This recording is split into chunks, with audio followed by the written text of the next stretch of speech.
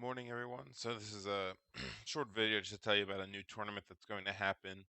Um, so we are just finishing up with social distancing, which is a four-man team event, and then before that we had CoronaCon, which was a singles event, and now we're going to host a eight-man team event. So you can find it here on Tourney Keeper. It's called T9A the Ocho.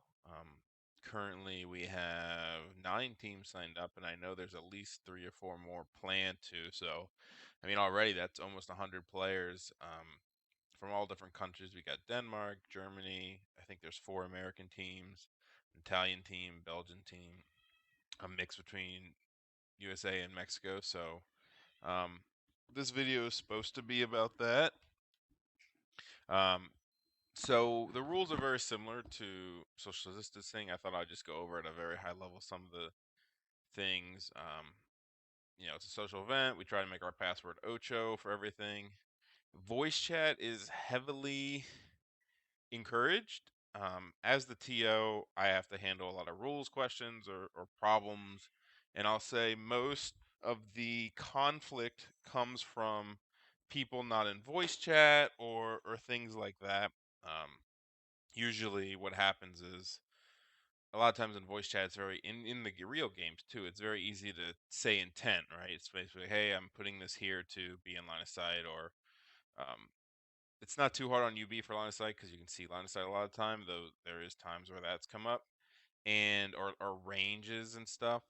And I don't know, I just found that it feels like half the complaints I've gotten have been involved with people, if not more, have been involved people who aren't on voice chat, and like intent versus blah blah blah and stuff like that. So it's heavily encouraged. I understand some people can't, and even more so, I know there are a few countries where Spain, I think, is a big one where their English isn't that good, and they're kind of like they don't really like to speak it, and I can get it. Like I've played opponents like that where they're just not comfortable speaking English, and it sucks. And so it's encouraged. It's not mandatory, but I just wanted to say, we encourage everybody, everyone's friendly. Please try to voice chat.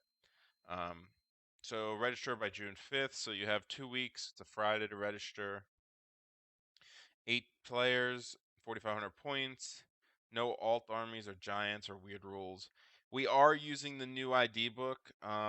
Personally, this is not an easy decision, and honestly, I don't even love it myself. I don't really read the beta stuff too much. I don't really give a shit. I know it's going to change, but I have several people who I trust very greatly with their opinion tell me that the book is just stupid and pretty poorly done and blah blah blah. So, you know, I talked to captains who also said we should allow it just so we can test it.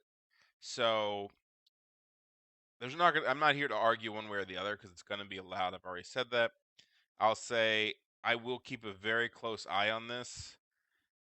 If 2 rounds or 3 rounds, I mean, I don't know what I'm going to do. I probably can't do anything about it halfway through the tournament, but part of me really wants a contingency plan of like, if it just goes to shit, where like they're always winning like 20 plus or something, and people are just sacrificing other people to the ID. Um, I'll have a captain's meeting if things get really bad. I mean, hopefully the book's not as bad as people say, but it sounds like it's pretty busted, and it sucks because yeah, everybody gets one on the team, and it's only one of 8 players that has to play against it. But it kind of like if the tournament, this big 8-man event with a lot of countries revolves around this one book being stupid and stuff like that, then it kind of ruins it. At least it's not real TC and stuff like that. So anyway, everybody must use a different book. It's pretty basic ATC stuff. 8 different players, no one-man teams of 8. Stuff like that. There's going to be 6 rounds. I'm going to put in the pairing rules. It's the same as 8-man ETC. I think the big difference from people who were social distancing in this is we're not going to have there's no longer a map tied to the objective or the round. There's 8 maps, 9 to 16 in the map pack, and the first 3 are frontline, and the last 5 are the other 5 deployments. And every round you randomize what you're playing, like across your team. So you do the pairings, and then you say, all right, Table 1, random it from there. So yeah, that's how it'll be done. So we're gonna have to find a way to do that. But so you could technically play Frontline Clash every single round, if you got lucky enough. So that's just letting you know how that's gonna go. It runs over 6 weeks, so it's gonna be a pretty long event. No changing to rule books unless something changes with the ID book. Then we might allow it. It's 160 cap. Social distancing was actually a bigger cap because it was 60-20, so it was like it was that'd be 120-40 in this instance, but we're not going to do that. The big caps, I mean, the reason ETC does it is to stop like people springboarding so much. So you'll see in social distancing the results sometimes, like my team, and I don't, we've had issues, but like we've always scored like around the 40s, like against whoever we play. It's like 30-40 something. So even if we win, it's not above 50. But there are some teams out there that are pretty questionable, and like a lot of people like springboard off them 60 points. So I don't think it would change the results that much, but I think when you get to 8-man teams, it becomes a little too much to, you face the best team versus the worst team, and they get a free, quote unquote, free 120 points. It's to kind of avoid that. But honestly, with the amount of teams we're gonna have, which we'll probably have like 12, you're gonna have to play the top teams if you want to win. Like there, you might get an easy round 1 or 2, but over 6 rounds, we'll find out who the winner is. So anyway, sign up, get a team together.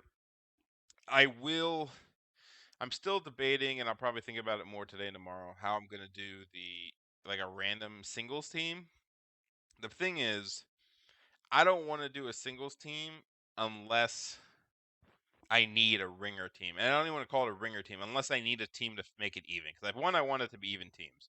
So I want to almost have like 8 players on standby, but at the same time, it's not fair that um, it doesn't seem that fair. So I think I'm gonna wait till like next week when we have like 5 days left, get a sense of how many teams we have, reach out to anybody who I think might be on be getting a team together, because I want to get it on the tourney keeper. I don't care if only like 2 people sign up. Just put your team here so I know it's coming. Because what I don't want is Thursday before lists are due, I have even numbers of teams, and then fucking some 8-man team signs up that I didn't know about, and now I have to find a ringer to get together, or the opposite.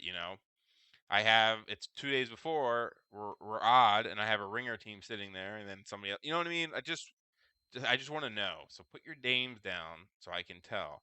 Um, we're gonna submit lists or do the Friday. Matches will be released Sunday night, so we have 2 days to review lists, and just maybe do any sort of pre-videos you want to do, and then we'll go from there. I don't think it's too complicated.